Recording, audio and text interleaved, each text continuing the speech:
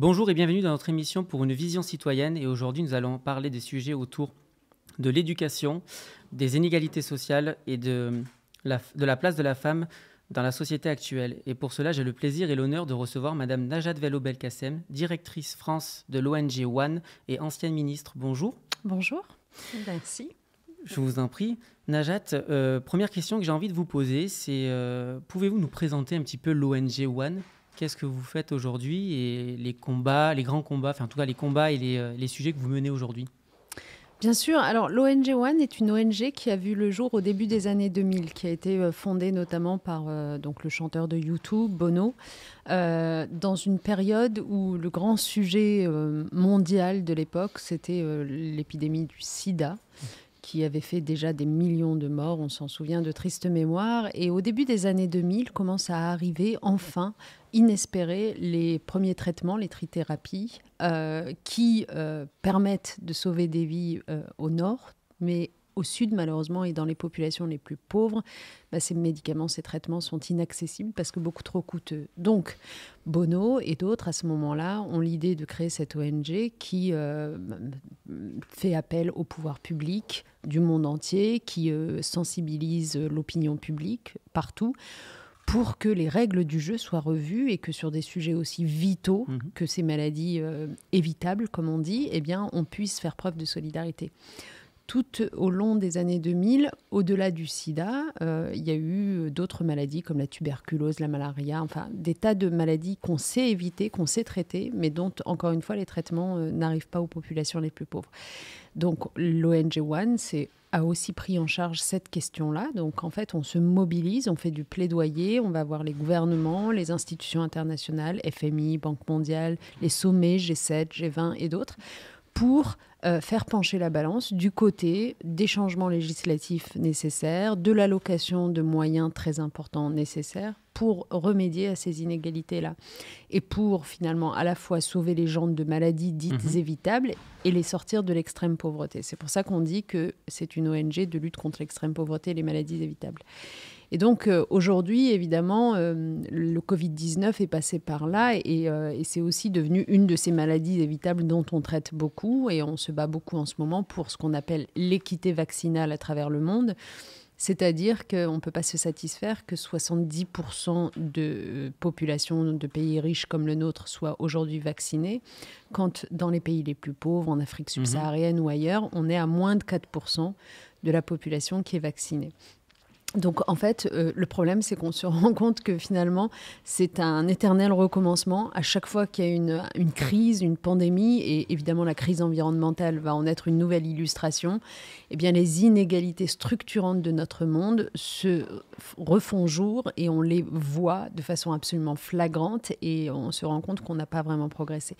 Donc une ONG comme la nôtre, en fait, elle essaye de faire changer structurellement tout ça par la façon dont les institutions internationales sont gouvernées, le fait qu'autour de la table, il y ait aussi les pays du Sud et pas que les pays du Nord, la façon dont on prend ses décisions, le fait que dans les pays riches, il y ait une aide publique au développement qui soit d'un montant minimum pour vraiment répondre à un certain nombre de besoins, le fait que le secteur privé soit mis à contribution. Par exemple, si on parle du Covid, l'un des problèmes clairs, c'est que les droits de propriété intellectuelle autour des vaccins Covid-19 qui continuent à s'appliquer, eh bien, sont un problème pour que ces vaccins Covid-19 soient développés à plus large échelle, produits plus rapidement pour toutes les populations du monde. Donc nous demandons la suspension temporaire des droits de propriété intellectuelle, des brevets, sur le vaccin Covid-19 parce qu'on estime que c'est une pandémie exceptionnelle qui frappe tout le monde, que personne ne sera à l'abri tant que tout le monde ne sera pas à l'abri. Et donc, ça pourrait justifier que les laboratoires pharmaceutiques fassent un peu moins de profit en ce moment. Vous voyez. Oui. Donc, on s'adresse aussi au secteur privé. Et on est convaincu d'une chose, et je m'arrêterai là, c'est que en fait, notre monde, aujourd'hui, avec les richesses qui sont les siennes, qui sont malheureusement très inégalement réparties, aurait les moyens de sortir l'intégralité de la population plongée aujourd'hui dans l'extrême pauvreté, de cette extrême pauvreté. Je rappelle que être plongé dans l'extrême pauvreté, c'est vivre avec moins d'1,70 € par jour. Donc vous imaginez la somme de misère, de souffrance, de non-éducation, de non-accès à la santé, de mortalité infantile que ça signifie. Eh bien, nous avons les moyens, nous savons comment sortir les gens de cette extrême pauvreté, mais simplement, nous ne distribuons pas les moyens là où il le faut pour le faire. Et justement, donc ça en vient à ma question suivante, c'est comment surmonter justement cette crise sociale, sanitaire et puis environnementale qui va en découler. Je pense que celles-là, elles sont liées. Je voudrais avoir votre avis là-dessus. Ce qui est très intéressant, c'est que, vous savez, j'ai publié un livre au mois de septembre 2020 avec Sandra Laugier, la philosophe, un petit livre qu'on a appelé La société des vulnérables, leçon féministe d'une crise. Et c'est un petit livre justement qui nous a été inspiré par ce qu'on voyait pendant le confinement, le Covid, cette espèce de prise de conscience de plein de choses, des premiers de cordée, des métiers de première nécessité qu'on ne traitait pas suffisamment bien, etc. De notre indépendance à tous. Et puis du fait que quand même dans cette société, les fameux premiers de cordée et les métiers de première nécessité étaient souvent occupés par des femmes. Pour ne pas dire à 80, voire 90%. Et que ces femmes, pour autant, étrangement, il y avait comme une hiérarchie entre les sexes qui s'était réinstallée pendant le confinement et le Covid, puisqu'on ne les entendait quasiment jamais prendre la parole dans l'expertise, dans le leadership politique, etc. Donc ça, c'était l'analyse de notre livre. Et donc, en fait, ce cri de colère, parce que c'était vraiment un cri de colère, il nous a été aussi inspiré par le fait que c'est pas comme si on découvrait véritablement tout ça, cette espèce de vulnérabilisation d'une partie de la population sitôt qu'éclate une crise. Parce qu'en fait, c'est déjà quelque chose qu'on constate à l'aune des crises environnementales. On sait depuis des décennies maintenant que quand une crise environnementale forte se produit quelque part, que ce soit un tsunami, que ce soit un ouragan, que ce soit... Et vous pouvez prendre tous les exemples que vous avez en tête en Indonésie, à la là où l'ouragan Katrina aux États-Unis ou d'autres. Eh bien, on regarde les chiffres de façon très objective et on se rend compte que c'est les 2/3 des victimes sont des femmes. Qu'à chaque fois, ce sont les plus pauvres et ce sont les femmes qui sont affectées par ce type de crise et qu'à chaque fois, pourtant, même chose dans la crise environnementale, ça n'est pas la voix des femmes qu'on va entendre quand il s'agit d'adopter des mesures de réparation, des plans de relance, etc., qu'elles vont être en fait oubliées. Et donc, le vrai sujet aujourd'hui pour toutes ces crises, c'est déjà de commencer par se dire, alors attendez, on sait qui sera a priori le plus vite vulnérabilisé parce que c'est comme ça, parce que confère le confinement, quand les gens se retrouvent à domicile, les femmes se reprennent la double charge de travail, celles qui sont victimes de violences conjugales se reprennent beaucoup plus de coups, etc., etc. Donc on sait qu'ils vont être les publics vulnérabilisés. Donc veillons d'abord à adopter des réponses qui les prennent toujours en considération très vite, sans être en retard à leur courir après. Et deuxièmement, à les faire participer justement à ces réponses, en allant vraiment les chercher, en insistant pour qu'elles soient partie prenante des réponses à apporter. Et ça, je pense que ça peut vraiment changer la donne. Donc, dans la crise environnementale, c'est exactement la même chose. Je veux dire, aujourd'hui, vous voyez bien que, notamment dans les pays du Sud, où il y a beaucoup d'agriculture, etc., il y a une espèce d'environnementalisme du quotidien qui est assuré par les femmes elles-mêmes. Mais on ne les entend jamais dans l'expertise et le leadership de ce qu'il faudrait faire pour faire face à la crise environnementale. Dans les pays du Nord un peu plus riches, les nôtres, moi, je me souviens, à un moment donné, j'ai travaillé pendant 2 ans chez Ipsos et on faisait des enquêtes d'opinion très intéressantes. Et il y en avait une qui portait sur le sujet du rapport justement au développement durable et à l'environnement. Et on se rendait compte qu'il y avait 10 points d'écart entre les femmes et les hommes en termes de prise de conscience de la nécessité de recycler, de consommer différemment, d'être plus sobre dans ses déplacements, dans sa mobilité, etc. Il y avait 10 points d'écart en faveur des femmes. C'est-à-dire qu'il y avait une plus grande conscience. Là aussi, il y a un environnementalisme du quotidien chez les femmes, même au Nord. Et donc, moi, ce que je voudrais tout simplement, c'est que les 2 parties de la population, femmes et hommes, soient entendues à parts égales dans la conception de la réflexion et des réponses. Et bien, du coup, ça m'amène à ma question. Quelle est justement du coup la place de la femme pour vous dans la société actuelle ? En fait, c'est étrange parce qu'on pourrait s'attendre à un progrès constant lié d'abord à des lois qui ont été adoptées, par exemple en politique en matière de parité ou dans le monde de l'entreprise, les quotas dans les conseils d'administration, etc. On a aussi l'impression de les voir plus que par le passé, à la télé, à la radio, etc. Mais moi, ce que je constate quand même, et il faut le dire avec force, c'est que parallèlement à cette plus grande soi-disant présence et visibilité, s'est développée, je trouve, une grande violence à l'égard des femmes dans le paysage public. C'est-à-dire que vous aurez forcément noté le nombre de fois où des femmes, qu'elles soient femmes politiques, qu'elles soient journalistes, qu'elles soient, enfin voilà, femmes en tout cas publiques entre guillemets, se prennent des espèces de vendetta contre elles qui naissent sur les réseaux sociaux, qui sont alimentées, qui se transforment en milliers de messages, de menaces de mort, d'appels au viol, etc. Et qui conduisent finalement ces femmes à un jour ou l'autre décider de se retirer des réseaux sociaux, des médias, parce qu'elles n'en peuvent plus. Vous avez vu sans doute passer ce très beau documentaire qui s'appelle « Je suis journaliste, oui. je m'appelle journaliste, je ne m'appelle pas salope », quelque chose comme ça.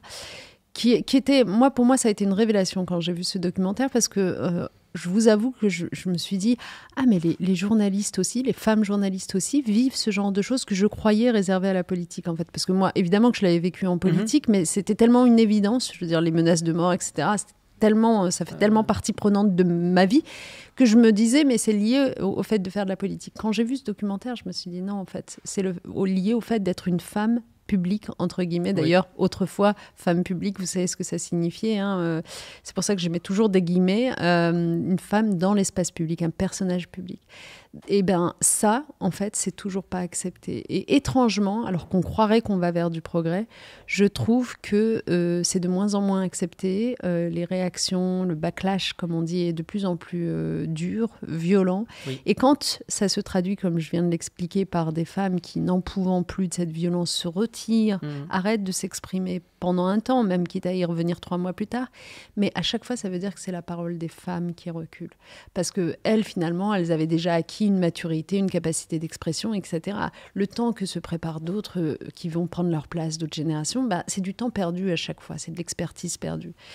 Donc, moi, je dirais que, vous voyez, je réclame une chose simple déjà aujourd'hui pour les femmes. Pas simplement qu'on brise les plafonds de verre divers et variés, évidemment qu'il faut le faire, mais je réclame le droit à l'expression. Est-ce que finalement, il n'y a pas plutôt une rééducation pour les adultes et une éducation pour les enfants? Justement, l'éducation nationale n'a-t-il peut-être pas un rôle à jouer aussi dans cette construction de cette société qu'on connaît Si, et j'ai été ministre de l'Éducation et j'ai beaucoup agi sur ces sujets-là, vous vous en souvenez, y compris d'ailleurs en déchaînant des passions... Oui. Voilà, affligeante, je cherchais un qualificatif quand on voulait mettre en place ce programme finalement très simple qui s'appelait les ABCD de l'égalité à l'école, qui était une espèce de formation à l'égalité filles-garçons. Il n'y a pas des métiers spécifiquement dédiés aux filles et d'autres aux garçons, etc. Bon, donc je sais quelles sont les passions qui traversent la société française sur ces sujets-là. Et je veux simplement attirer votre attention sur le fait que malheureusement on n'est pas dans un monde de bisounours sur ce sujet-là. Vraiment pas. Je veux dire, il y a des gens qui ont intérêt à ce que les inégalités perdurent, que ce soit les inégalités entre les sexes, que ce soit évidemment les inégalités sociales, les inégalités de rémunération. Je veux dire, on peut se dire dans un petit cercle entre nous qu'on trouve ça scandaleux que les métiers de première nécessité soient payés si peu, que tant d'intellectuels précaires se retrouvent, les chercheurs, les professeurs, etc., à 1 200 €. Enfin, je veux dire, quand d'autres, dans des grandes entreprises, ont des centaines de milliers d'euros pour une fonction qui n'est pas plus utile socialement ou légitime, etc., on peut se dire tout ça est vraiment insupportable et je passe mon temps à le dire.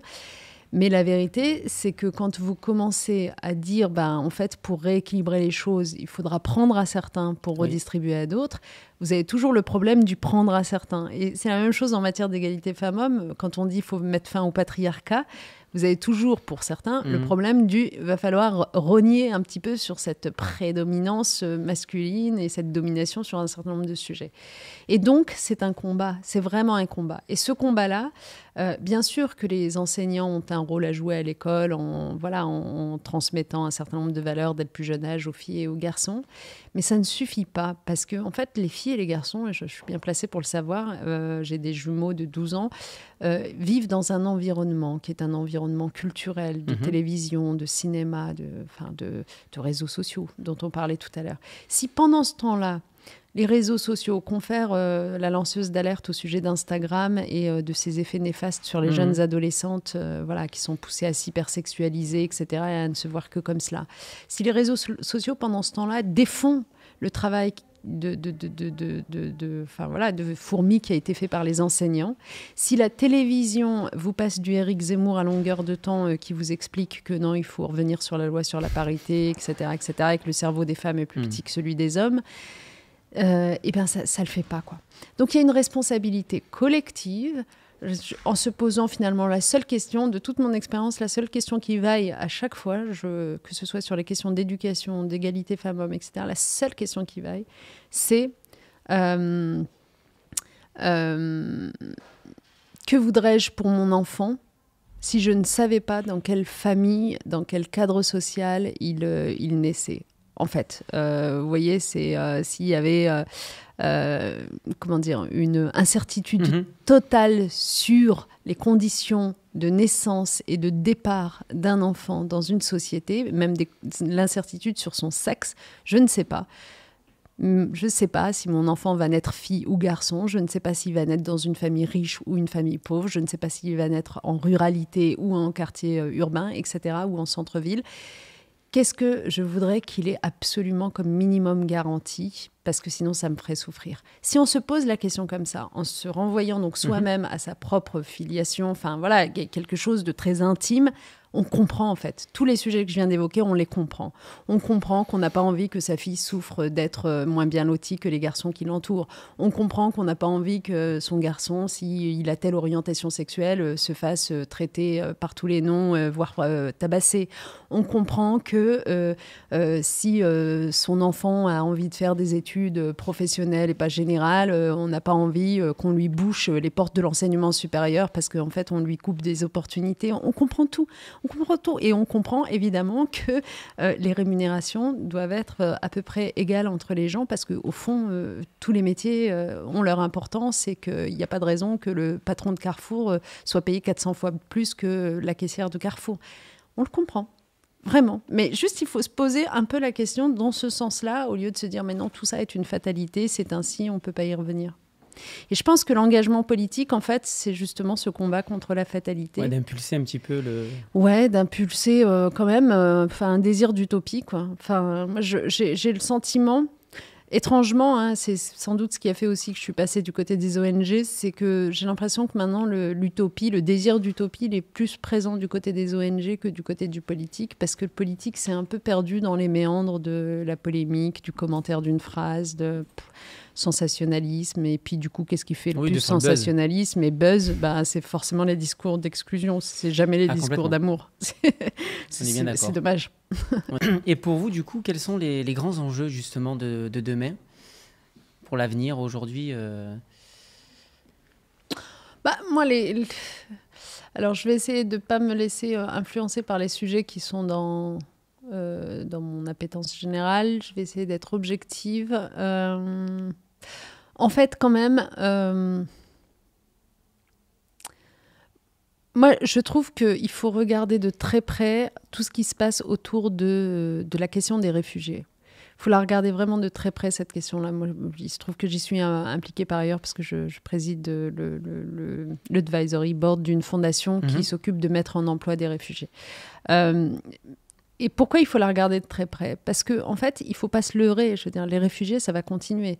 Là, on a en tête l'histoire de 2015, la Syrie, l'arrivée, le flux d'arrivée de réfugiés, la façon dont l'Allemagne a réagi, la façon dont les autres pays européens ont réagi.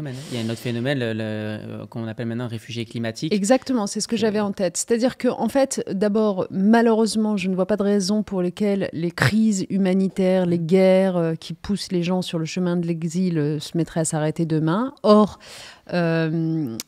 de plus en plus, par définition, les gens ont accès à des images, à des images qui leur viennent d'ailleurs et qui leur donnent le sentiment que c'est là-bas qu'ils seront plus en sécurité, c'est là-bas qu'il faut, que c'est ce pays-là qu'il faut rejoindre, ce continent, en l'occurrence l'Europe, qu'il faut rejoindre, etc. Donc forcément, à la faveur de ces crises, les gens vont être plus nombreux. Et puis, il y a la dimension climatique évidente. Et là, il y a déjà plein de grandes villes à travers le monde qui ont connu des mois où il y avait quasiment plus d'eau. Enfin, je veux dire, à un moment donné, encore une fois, reprenez mon image de tout à l'heure, du père de famille ou de la mère de famille, vous n'arrivez plus à nourrir votre enfant ou à lui donner à boire, vous faites quoi? Enfin, d'accord, c'est bien gentil les discours populistes et tout ça, mais vous prenez la route et vous cherchez à sauver vos enfants. Bon. Et donc, en fait, on va se retrouver avec un afflux considérable. Donc, en fait, moi, je trouve que ça pose quand même la question de la mobilité, des frontières, des conditions dans lesquelles les gens peuvent passer d'un territoire à un autre, évidemment de l'anticipation de tous ces problèmes-là, parce que pour le coup, il y a besoin d'une régulation mondiale des ressources naturelles et du fait que chacun ait toujours ce minimum vital qui est un air respirable, une eau potable, à portée de main. Et ça, c'est vraiment un sujet qui se gère dans une gouvernance mondiale. Et aujourd'hui, on ne voit rien de tel apparaître. La gouvernance mondiale telle qu'elle existe, que ce soit l'ONU, les sommets que j'évoquais tout à l'heure, G7, G20, etc., ne semble absolument pas en capacité de gérer la crise climatique qui nous arrive à grands pas. Donc ça, c'est, je dirais, évidemment la crise environnementale, mais ses effets sur les déplacements de population. Et donc, évidemment, qui dit déplacement de population dit malheureusement augmentation du populisme dans les pays d'accueil parce que c'est trop facile de s'en prendre à eux. Et puis ensuite, une fois que les populistes arrivent au pouvoir, dégradation de la qualité de vie pour tout le monde, pas simplement pour les réfugiés ou pour les étrangers, mais aussi pour les en l'occurrence ici les Français, les Italiens le savent bien, quand ils ont eu les populistes au pouvoir, leur niveau de vie s'est complètement dégradé. Enfin, voilà. Donc, du coup, c'est ça le sujet. Puis le deuxième sujet, pour aller plus vite, je pense que c'est vraiment notre rapport aux nouvelles technologies. D'ailleurs, vous avez écrit un livre faisant le lien entre la crise environnementale et le numérique. Et vous avez eu raison, parce que moi, je trouve que quand même, dans les jeunes générations, très souvent, moi j'adore les jeunes générations, je veux dire, je vois mes enfants quand je dis ça, ils sont très revendicatifs sur la question de l'environnement, il faut consommer moins, il faut éteindre les lumières, évidemment, etc. Et ils ont raison. Par contre, ils sont sur des écrans qui sont extrêmement consommateurs d'énergie et c'est peut-être plutôt là que se situe l'un des problèmes principaux aujourd'hui de l'environnement. Et au-delà de cette consommation d'énergie, la façon dont ces écrans, ces canaux d'information multiples, l'obésité informationnelle, comme on dit, franchement, ont un impact qui est négatif pour moi sur notre capacité en fait à comprendre le monde, à vivre ensemble, puisqu'on est tous dans des phénomènes de bulles où on est juste entouré de gens qui sont d'accord avec nous. Tous les dangers qui rôdent sur Internet, je le redis ici en ma qualité de parent, moi je suis atterrée par la facilité avec laquelle on accède à du porno sur Internet, vraiment, mais c'est invraisemblable quand même. Enfin, il y a beaucoup de sujets comme ça qui ne sont pas possibles et qu'on n'interroge même plus, quoi. Et je pense que c'est la grande tragédie qui nous attend, elle est là, parce qu'en fait, c'est les cerveaux de nos enfants qui vont être directement impactés. Et pour l'instant, je ne vois pas de rééquilibrage nulle part, surtout si les enfants en question se détournent de la télévision, se détournent de la presse écrite. C'est pas les bonnes questions aussi sur le numérique, parce que aujourd'hui, c'est pas le numérique qui pose problème, c'est l'utilisateur. Enfin, c'est l'utilisation qu'on en fait du numérique aujourd'hui. Et c'est pour ça que je dis, moi, j'étais plutôt favorable à un numérique justement enseigné par l'éducation nationale. Absolument. Moi, je suis complètement d'accord. Alors là, c'est encore un long sujet sur lequel il ne faudrait pas m'entraîner parce que vous savez, je suis très irritée, vraiment très, très irritée par évidemment les politiques conduites par mon successeur à l'Éducation nationale. On ne va pas revenir sur chacune d'entre elles, mais enfin, sur la question du numérique, c'est quand même assez incroyable. Et j'attends toujours le moment où un média va se saisir de ce sujet pour en faire un papier d'analyse. Je résume. Je deviens ministre de l'Éducation en août 2014 et pour 3 ans. Durant ce mandat, l'un des sujets auxquels j'accorde beaucoup d'importance, c'est précisément la question du numérique. Non pas que je veuille envahir d'écrans nos chères têtes blondes, mais au contraire, je veux les aider à naviguer parmi les écrans, à maîtriser l'écran plutôt que d'être maîtrisé par lui. Et donc, du coup, j'ai introduit à la fois des équipements pour les élèves, c'est-à-dire des ordinateurs, des tablettes, etc., de la formation pour les enseignants sur comment on apprend avec le numérique, et puis des contenus, c'est-à-dire l'idée, c'est que sur vos écrans, ce ne soit pas simplement des livres scolaires qu'on aurait scannés et mis dessus, mais des vrais logiciels qui permettent de progresser différemment en fonction de où vous en êtes, etc. Et puis adapté aux élèves. Par exemple, je me souviens que j'ai travaillé avec des éditeurs pour qu'on ait du contenu adapté aux élèves qui souffrent de dyslexie ou de dyspraxie, etc. Bon. Donc, on fait tout ce travail-là. C'est un plan d'1 milliard d'euros. Et je me souviens avoir consacré une énergie folle à être allé voir chacun des présidents de chaque département de France pour le convaincre, parce qu'on commençait par les collèges, de mettre ça en place ensemble, d'en financer une partie, et une partie était financée par nous. C'est un travail de titan, vous n'imaginez pas. Sitôt remplacé en 2017 par mon successeur ministre de l'Éducation, ce plan est abandonné. Il est abandonné. Les équipements cessent d'être distribués. On laisse les départements que j'avais convaincus, bon an, mal an, en plan alors qu'ils avaient voté leur budget avec la moitié du financement, etc. On les laisse en plan, ils ne savaient plus quoi faire. Ou alors ils se retrouvaient à devoir les financer eux-mêmes. Les formations des enseignants ne sont plus assurées. Et le travail sur le contenu à mettre sur les ordinateurs, pas plus. Résultat des courses, alors évidemment, ça n'a intéressé personne. Moi, j'étais en train de bouillir dans mon coin. Mais qu'est-ce qui se passe 2 ans plus tard, en 2020, enfin 3 ans plus tard, en 2020 ? Covid, confinement, enseignement à distance. Et si vous avez des enfants, vous savez comment ça s'est passé. Ah, ça a été... Eh ben, c'était dur. C'était évidemment très, très dur. Et donc, en fait... Alors là, pour le coup, à Palaiseau, excusez-moi, pour le coup, ici, sur le département, on a été quand même... Absolument, mais c'est le département. Par les élus locaux. C'est le département. Mais c'est vrai en que fait, c'est vraiment compliqué. les élus locaux. Mais je confirme absolument. C'est-à-dire que, en fait, du coup... Mais il faut juste comprendre une chose. Quand ce sont les départements ou les communes, etc., en fonction, si c'est des écoles primaires, c'est les communes... collèges, départements, lycées, régions. Quand ce sont les collectivités locales qui reprennent à leur compte un sujet de telle ampleur, d'une telle importance, etc., qu'est-ce que ça a comme effet ? Ça provoque des inégalités territoriales. Oui. Parce qu'en fonction que vous viviez dans une collectivité intelligente ou une collectivité qui a d'autres priorités, malheureusement, vous n'avez pas du tout accès aux mêmes services et pourtant, c'est un service public, tout ça. Donc ça, c'est aussi un problème. Donc voilà, pour finir sur ce sujet numérique, évidemment que contrairement à ce que disent les détracteurs du plan numérique à l'école de l'époque que j'avais mis en place, il faut introduire la question du numérique à l'école parce qu'il y a des choses qui s'apprennent, qui ne peuvent pas s'improviser. On est d'accord. Moi, je prenais souvent une image, je disais... vous savez, mon enfant, si je le mets dans une pièce avec une bibliothèque tout autour, mais que jamais je lui apprends à lire, ça va lui faire une belle jambe, en fait.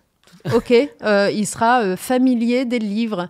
Et en fait, les détracteurs de notre plan nous disaient « Mais quel est l'intérêt d'introduire les écrans à l'école ? Les enfants baignent déjà totalement dans les écrans, ils sont totalement familiers des écrans, il n'y a rien à leur apprendre. » Non, pardon, c'est pas parce qu'ils sont entourés d'écrans qu'ils savent comment les choses se sont construites avant d'arriver sur leur écran, qu'ils savent comment protéger leur vie privée avant d'aller dire n'importe quoi sur Internet.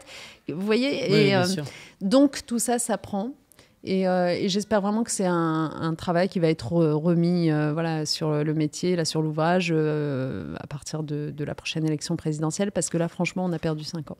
Najat, l'émission arrive à sa fin. Que souhaitez-vous faire passer comme message à nos auditeurs et auditrices qui nous écoutent aujourd'hui ? Comme on a beaucoup parlé justement des canaux d'information, etc., j'aurais juste même pas un vœu, c'est simplement une suggestion, on va dire. Une suggestion. Je pense que dans la mesure du possible, il faut croiser les sources d'informations. Et je le dis même, y compris pour moi, parce qu'au bout d'un moment, il y a quelque chose de confortable à trouver sa radio, à aimer la tonalité de cette radio et à n'écouter plus qu'elle. Eh bien, depuis 1 an maintenant, à peu près, je me force à faire autre chose, à changer tous les matins de radio, par exemple, à regarder vraiment de façon contrainte et forcée. Parfois, le week-end, je me mets sur CNews parce que j'ai besoin de voir un digest de ce que les gens ont vu pendant la semaine. Et je pense que en fait, ça nous aide tous à mieux comprendre le monde dans lequel on évolue. Pas forcément à changer d'avis sur nos principales positions, mais à comprendre ce que les autres perçoivent.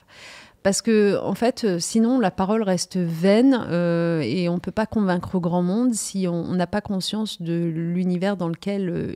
l'univers mental dans lequel lui-même navigue. Et donc, voilà, si je peux donner une suggestion dans ce travail qu'on a en commun, vous et moi, et c'est pour ça que j'ai accepté avec plaisir de venir répondre à vos questions, un travail de réconciliation de la société, au fond. Allez, intéressons-nous pour de vrai les uns aux autres. On n'est peut-être pas d'accord, mais on n'est pas obligé de se détester dans la foulée. Ce travail de réconciliation, il commence, me semble-t-il, par un usage plus croisé des sources d'information en se forçant à le faire. C'est un exercice d'hygiène d'une certaine façon. Najat, sur ces belles paroles, merci beaucoup d'avoir accepté notre invitation. Vous étiez en direct avec le web magazine Ville Intelligent Mag et je vous dis à très bientôt pour de nouvelles rencontres.